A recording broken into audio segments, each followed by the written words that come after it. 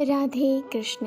आज की कथा है श्री कृष्ण का कदली वन में श्री राधा और गोपियों के साथ मिलन, रासोत्सव तथा उसी प्रसंग में रोहिताचल पर महामुनि ऋभु का मोक्ष।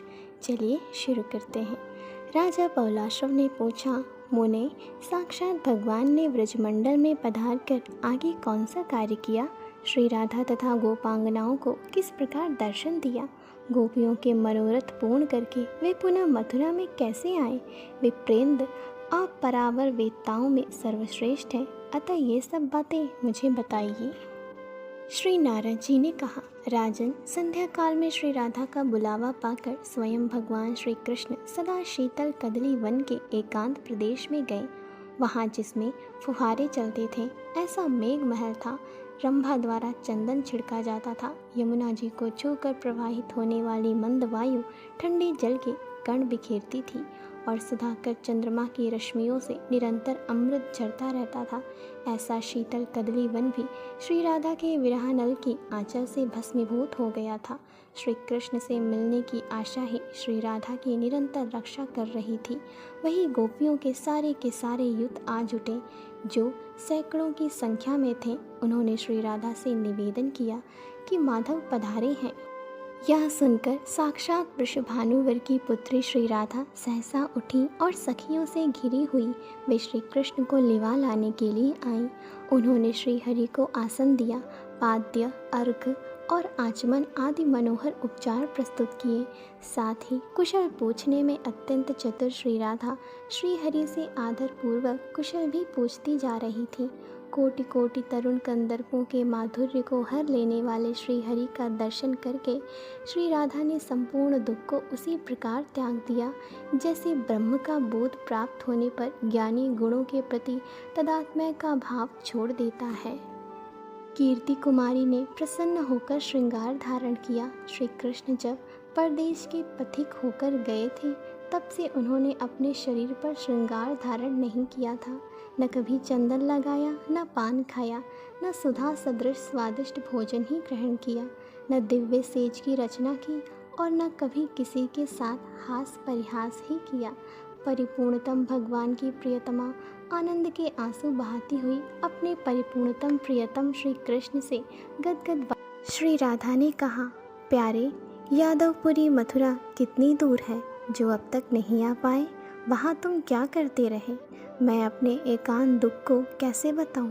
तुम तो सबके साक्षी हो, अतः सब जानते हो।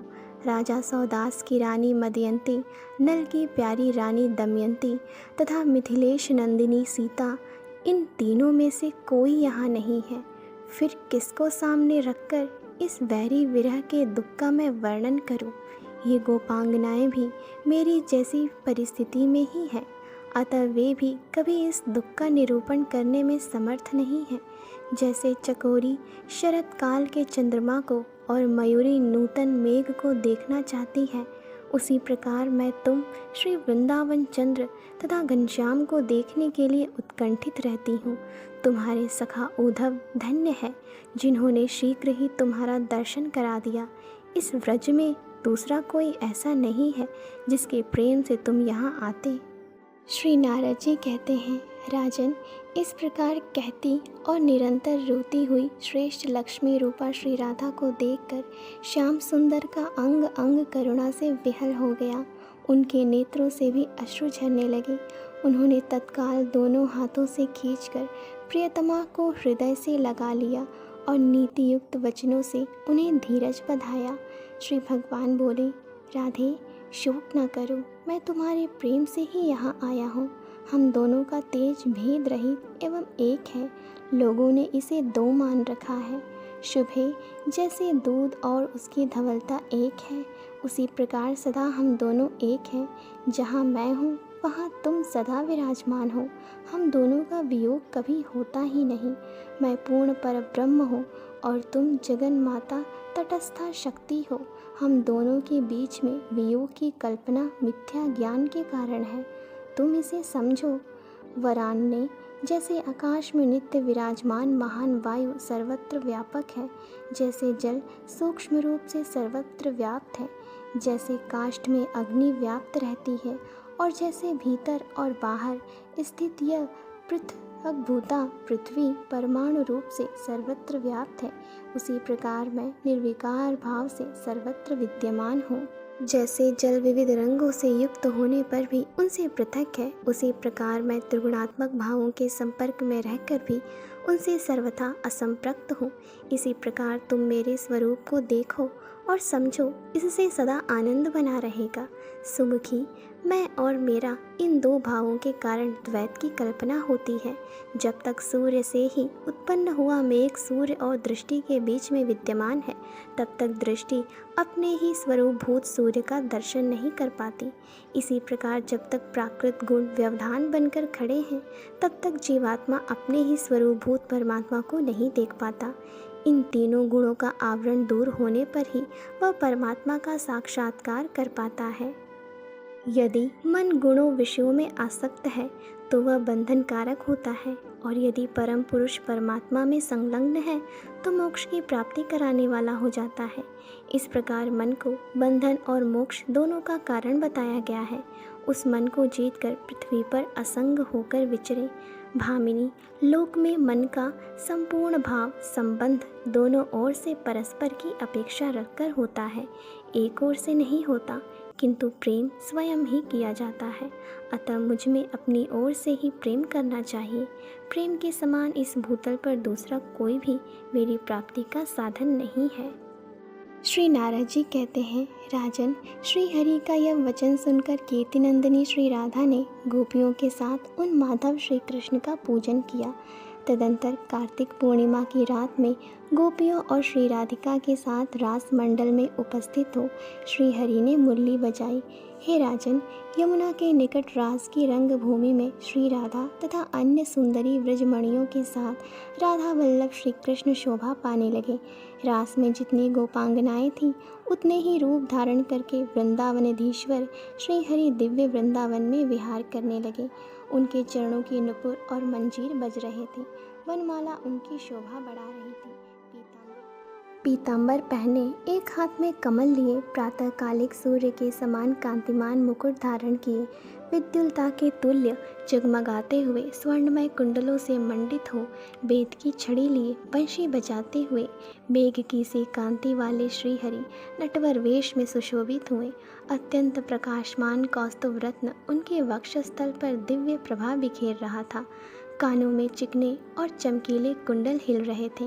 रास मंडल में श्री राधा के साथ वे उसी प्रकार सुशोभित हुए जैसे रति के साथ रतिपति, जैसे स्वर्ग में शची के साथ इंद्र तथा आकाश में चपला के साथ मेघ शोभा पाते हैं। वृंदावन में वृंदा के साथ वृंदावनेश्वर की वैसे ही शोभा हो रही थी। वे वृंदावन यमुना पुलिन वन और उपवन की शोभा निहारते हुए गोपी समुदाय के साथ गोवर्धन पर्वत पर गए। भगवान ब्रजेश्वर ने देखा 100 युथ वाली गोपांगनाओं को अपने सौभाग्य पर अभिमान हो उठा है। तब वे श्री राधा के साथ वहीं अंतर्ध्यान हो गए। अब वे गोवर्धन से 3 योजन दूर चंदन की गंध से सुवासित सुंदर रोहिताचल को चले गए।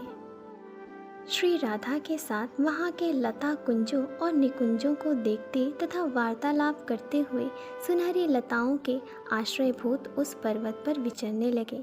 वहाँ बद्रीनाथ के द्वारा निर्मित रमणीय देव सरोवर है, जो बड़े बड़े मत्स्यों, कछुओं और मगर आदि जल जंतुओं तथा हंस, सारस आदि पक्षियों से व्याप्त था। सहस्त्र दल कमल उसकी शोभा बढ़ा रहे थे। इधर उधर मंडराते हुए भ्रमरों की मधुर ध्वनि से युक्त नर कोकिलों की काकली वहाँ सब ओर व्याप्त थी। उसके तट पर मंद मंद वायु चल रही थी और प्रफुल्ल कमलों की सुगंध छाई हुई थी। रमा स्वरूपा श्री राधा के साथ माधव उस सरोवर के किनारे बैठ गए। उसी सरोवर के कुल पर महामुनि ऋभु एक पैर से खड़े होकर तपस्या कर रहे थे और निरंतर श्री कृष्ण के चिंतन में तत्पर थे। 60,000 वर्षों से वे निराहार और निर्जल होकर शांत भाव से तपस्या में लगे थे। श्री कृष्ण ने उन्हें देखा। राधा ने उन्हें देखकर मुस्कुराते हुए पूछा, ये कौन है? माधव बोले, प्रिय, इनका महात्म्य बढ़ाओ, ये भक्त हैं, इन महामुनि की भक्ति देखो। कहकर श्री कृष्ण ने हे ऋभु यह नाम लेकर उच्च स्वर से पुकारा, किंतु उन्होंने उनका यह शुभ वचन नहीं सुना, क्योंकि वे ध्यान की चरम अवस्था समाधि में पहुँच गए थे। तब श्रीहरि उस समय मुनि के हृदय से तत्काल तिरोहित हो गए। श्रीहरि को ध्यान से निर्गत होने के कारण न देखकर मुनीन्द्र ऋभु अत्यंत विस्मित हो गए। फिर तो उन्होंने आंखें खोल दी और अपने सामने चपला के साथ मेघ की भांति श्री राधा के साथ श्री कृष्ण को देखा, जो अपने प्रभाव से दसों दिशाओं को अनुरंजित प्रकाशित कर रहे थे। यह देख वे हरि भक्ति परायण महात्मा शीघ्र उठे और राधा सहित श्री हरि की परिक्रमा करके मस्तक झुकाकर प्रणाम करते हुए उनके चरणों में गिर पड़े। फिर अत्यंत गदगद वाणी में श्री कृष्ण से बोले। श्री ऋभु ने कहा, श्री कृष्ण और श्री कृष्णा को नमस्कार, श्री राधा और माधव को नमस्कार, परिपूर्णतम और परिपूर्णतमा को नमस्कार, देव घनश्याम और श्यामा को सदा नमस्कार, रासेश्वर तथा रासेश्वरी नित्य निरंतर बारंबार नमस्कार है।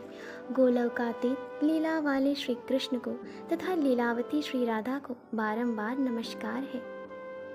असंख्य ब्रह्मांडों के अधिदेवी तथा असंख्य ब्रह्मांडों की निधि को नमस्कार है।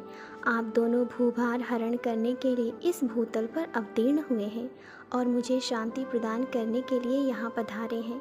परस्पर संयुक्त विग्रह वाले आप दोनों श्री राधा और श्री हरि को मेरा नमस्कार है।